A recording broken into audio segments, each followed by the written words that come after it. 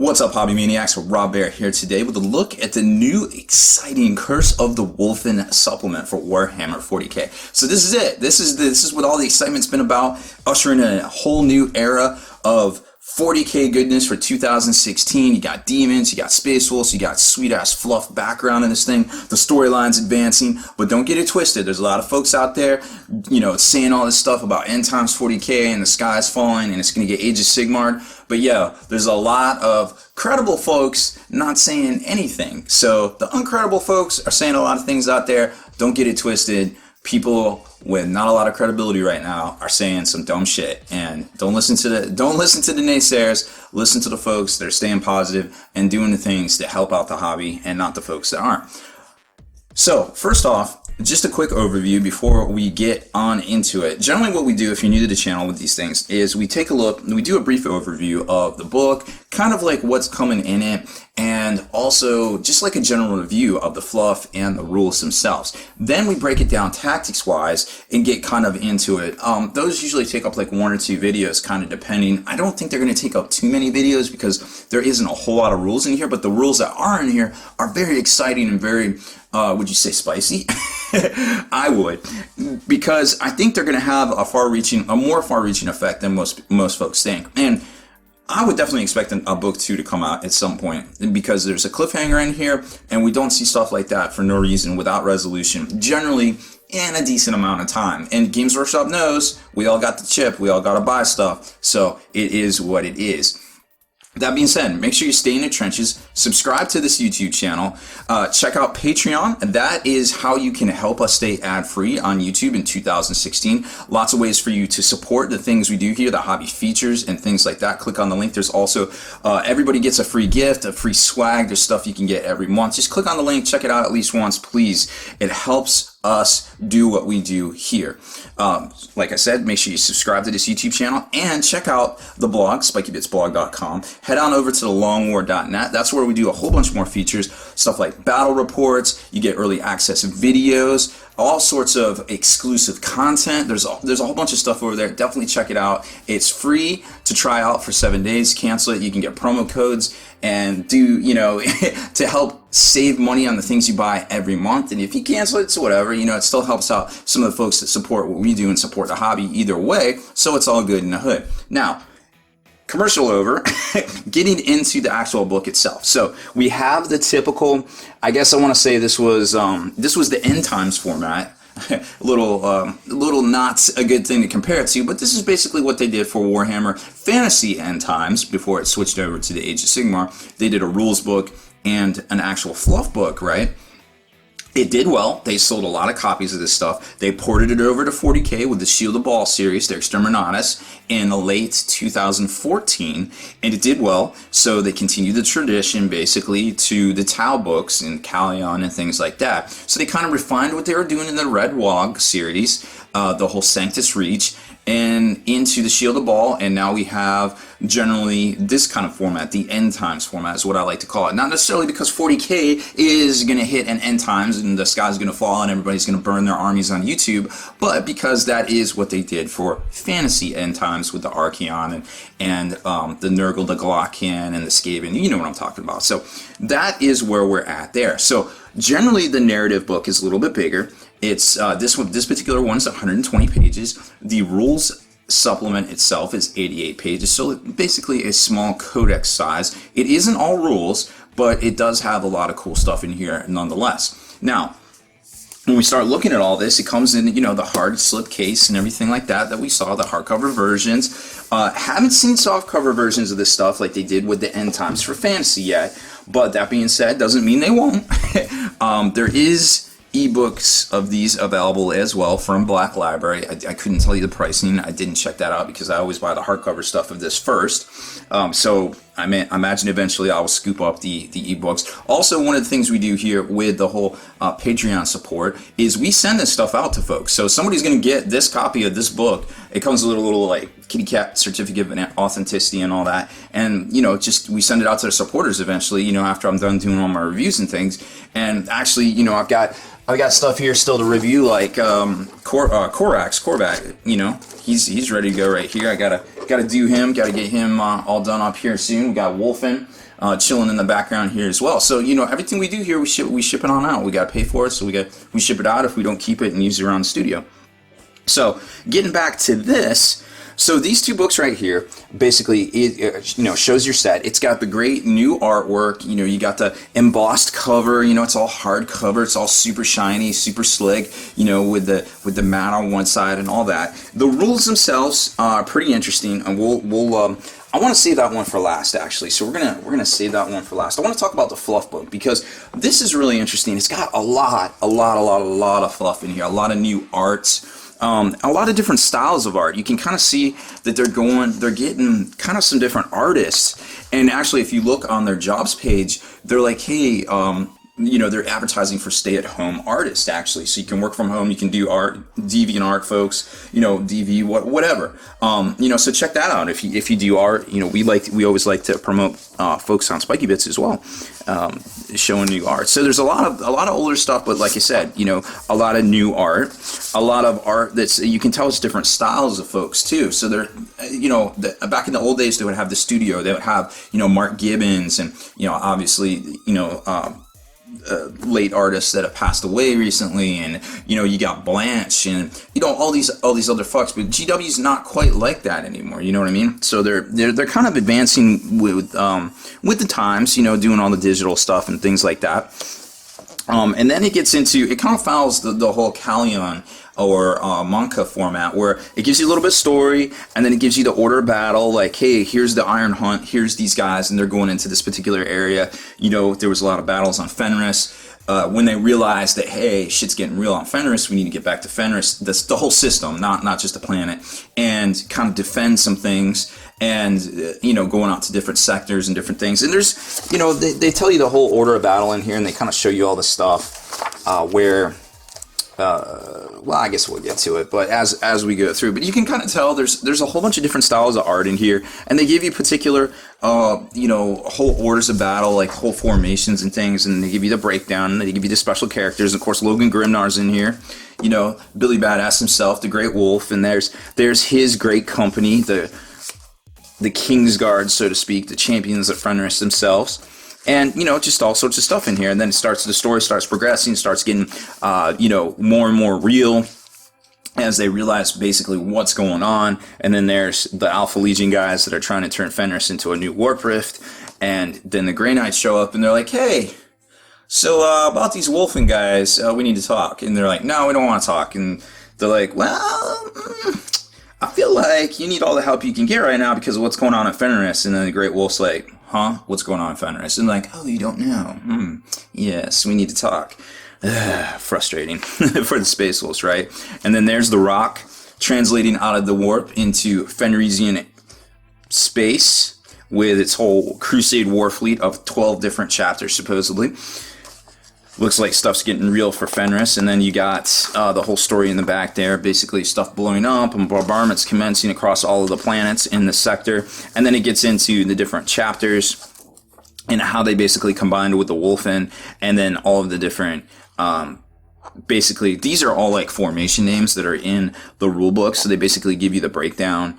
And of course, they got this new artwork that we saw first in the Space Marine Codex back in June, right? Where they're basically, all the Space Marines are getting slim and trim, going on diets. They got that new profile looks there. So that's the rule book itself. So spoiler alert, there's a huge cliffhanger in here. The fleet comes in, the Crusade fleet comes in Fenrisian space, the whole system, and they're basically like, what do we do? And they're like, well, yeah, we're just going to start blowing things up. Okay. So who knows? It's a big cliffhanger. Who knows if it's going to stop? Who knows if it's going to keep going? Who knows who's the good guy, who's the bad guy? But one thing's for sure, there's demons about. So that was really interesting too. And then you get into the actual rules book themselves. And this is where it's really cool because they're kind of doing this whole thing, and I kind of alluded to it a while back when we saw the Shield of Ball series, the whole Exterminatus series of books. Then I was like, you know what? Games Workshop is so smart for doing this. They advance storylines. They put out this new content.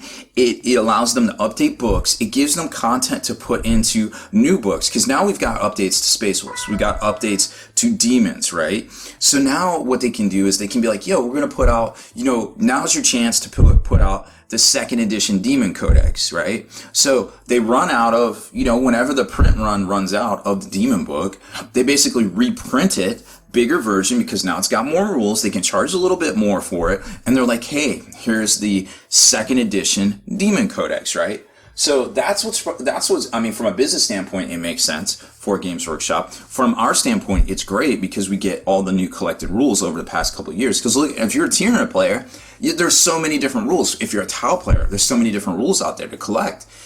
Guard even is starting to get that way. Now Space Wolves have additional ones. Even the Space Marine book itself has been updated with Raven Guard and White Scars as well. So it really, it helps them sell the digital stuff, because the digital stuff's just easy to update, super easy, right? But this stuff coming out, it allows them to put out new minis, like we're seeing with the clan packs for next week, the Iron Priest, Ulrich, and then as well as Crom, separate release from the Deathstorm box. So that's really cool to see too. So it gives them all these splash opportunities to, well, in one way, repackage things that they have already sold us, but in another way, to give us new content to keep going forward, because they don't have to keep devoting all the resources to keep cranking this stuff out. They can devote resources to things like specialist games, going into toy stores, doing this and doing that. Now, whether all that is too little, too late, obviously, I can just look at trends and I can give opinions, but I'm not an economist. I'm not anything to do with finances. I can do advanced math. But as far as that goes, I'm definitely into spotting and exploiting trends, and that's obviously what I feel like I'm good at. So I can tell you some trends I'm seeing, and I can tell you how I think it's good or how I think it's bad. But in the long run, I really couldn't tell you, because all this 10 years from now, we could be playing with holograms. Who knows? But anywho, so here's the contents of all of this new rule set here. So you got the missions, and the missions are kind of cool. They do the whole Echoes of War thing, so it's a mini campaign. They give you harsh environments, like if you want to play on like a haunted planet, on an ice world, things like that. They used to have rules for that way back in 3rd edition, where there's like low gravity and things like that, and it was really fun. It was really cool to play on. So this is your kind of your narrative, kind of your campaign casual stuff up here. Then it gets into Space Wolf rules themselves, and you get an update to the Space Wolf Codex. Then it starts getting into they get their own Decurion, a few data sheets, then the actual formations themselves. So you got 1, 2, 3, 4 data sheets, 1, 2, 3, 4, 5, 6 new formations, and then it kicks over to the demon stuff. Oh no, wait, these are all 1, 2, 3, 4, 5, 6. 7, 8, 9, 10, 11, 12, 13, 14. Well, there is a poop ton of formations. So it looks like there's 16 formations there.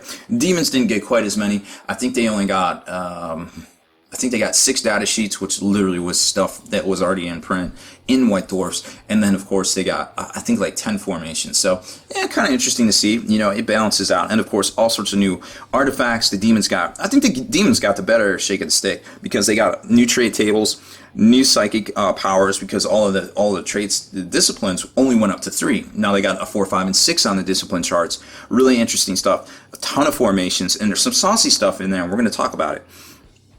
So back to the actual, let's do some previews here. So Echoes of War missions, lots of cool stuff. We've seen Echo of War missions in most of these campaign books. Then we get into, they show you the campaign chart, and this follows along with the fluff. So like if you want to relive the whole Fenrisian campaign, scooping up the Wulfen, and then also basically what's going on in the Fenrisian sector, that's all of that right there, and that follows along with what they did in Monka and what they did in Callion. It's really interesting because you can do these whole campaigns like, hey, let's run a 6-week campaign or an 8-week campaign out of Monka book, or let's fight in the Fenrisian sector. So it's kind of like the whole like old style Armageddon and the old style Eye of Terror campaigns and things like that, but it's more structured and you can play it out, and all, of course, similar to all of the stuff that's in the Heresy books.